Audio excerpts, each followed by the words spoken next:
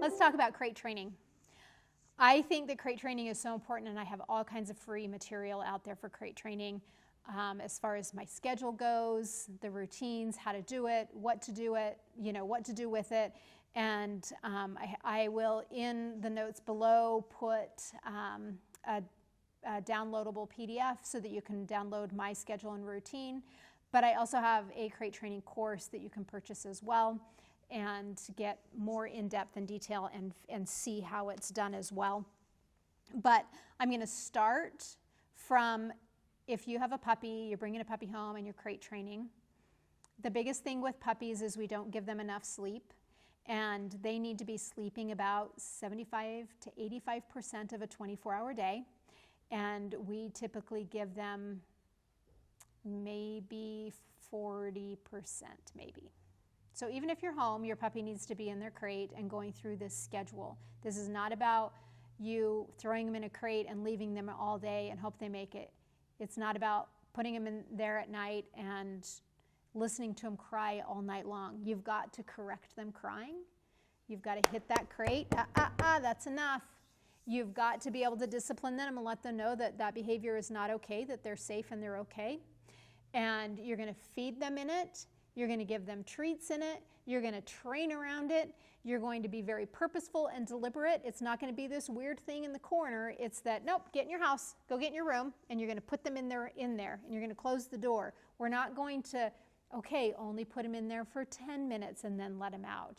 And then help them be quiet by giving them food, so then when they're quiet, you can open the door. It's not about that. It's being purposeful, it's being deliberate, it's being consistent, and it's following a good schedule and routine around the crate. So download the PDF below in the notes, and also there's going to be a podcast where I talk about the crate training schedule and routines and all the philosophies around it as well. But I just wanted to get on and introduce that we have so many resources out there for crate training to help you be successful. And we also have our platform, our lifetime dog training platform, that has all the training videos, including the crate training, and you get weekly support with coaching, dog training coaching, and you get a private Facebook group with the community where you can ask questions and get support that way as well. The crate needs to be a safe place. They need to be in their crate a substantial amount of time to get the proper amount of sleep that we typically don't give our puppies and our adolescents dogs. We tend to want to tire them out, and it's not a thing. And it's like we talk about our kids and not letting them take a nap at 5 o'clock because they're not going to go to bed at 8 o'clock when we want them to do that. It's not like that for our dogs. When it's time to sleep, they are happy to sleep if we allow them and give permission to sleep. As puppies, they're with their mom, and their mom rests and they sleep and they mill around and they play and they mature, and then they sleep and then they play and then they sleep, and they're each other communicating with each other, where we're playing and then one starts to go to sleep and then they all go to sleep. Or mom will come in and feed them and they go to sleep. And so the philosophy around feeding them in their crate is that you eat and you go to sleep. It's the same feeling, it's the same wonderful endorphins of our belly is full and we go to sleep. And we sleep in our crate because it's safe and it's cozy and it's good. And so that's why I recommend, and in my schedule, you're feeding them in their crate to help them eat and then sleep, because we're mimicking that puppyhood of what their mom has taught them. Then as they get older and they're playing around, then their siblings tell them, it's time to sleep, we're done playing. Well, what we forget is we take them away from our siblings. We're now their siblings, and they're playing with us, and we have to say, okay, it's time to get in your crate to sleep and to relax and check out and not worry about everything.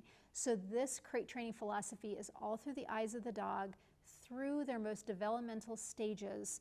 It mimics that and it helps them feel safe, and you'll find that my crate training process, I've done it with thousands and thousands and thousands of dogs, is very, very bulletproof. If you stick to it, don't be afraid to correct. And here's the other and the last little myth buster that I want to put out there. You can use your crate as punishment, because dogs learn in the release of pressure. So if your puppy is hyper and crazy and biting and zooming and out of control, and you say, we're not going to do that, you're going to go in your crate to relax, people perceive that as punishment. We're punishing them by we're stopping it all. But guess what? We put them in there in the release of pressure. Everything goes away. Everything goes away. It's the safest place for them to be. It's the calmest place for them to be. And most likely the reason why your puppy's so wound up and so naughty is because they're tired and they need more sleep anyway. There has been 2 different scenarios that I have seen that the crate has been used in a way that is terrifying to the dog.